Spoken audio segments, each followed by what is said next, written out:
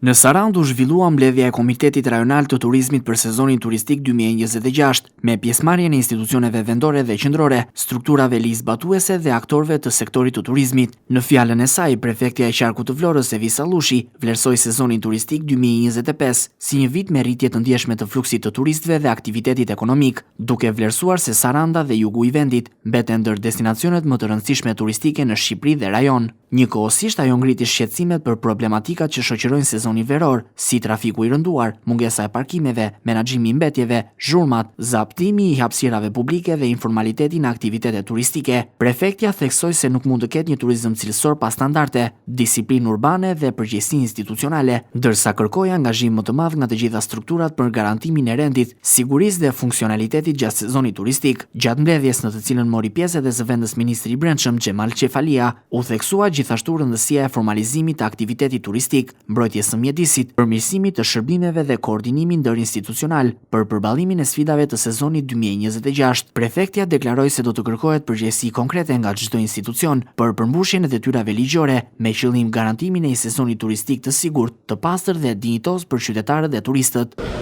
Është mbledhur sot në Sarandë Komiteti Rajonal i Turizmit, komitet i cili mblidhet në drejtimin e institucionit të prefektit të qarkut të Vlorës dhe unë si prefekte e qarkut të Vlorës. Në këtë periudhë në të cilën ndodhem në këtë detyrë,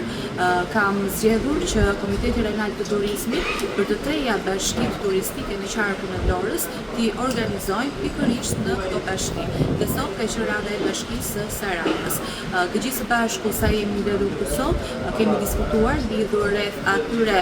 pritshmërive që ne kemi për sezonin turistik të vitit 2026 në bashkinë e Sarandës,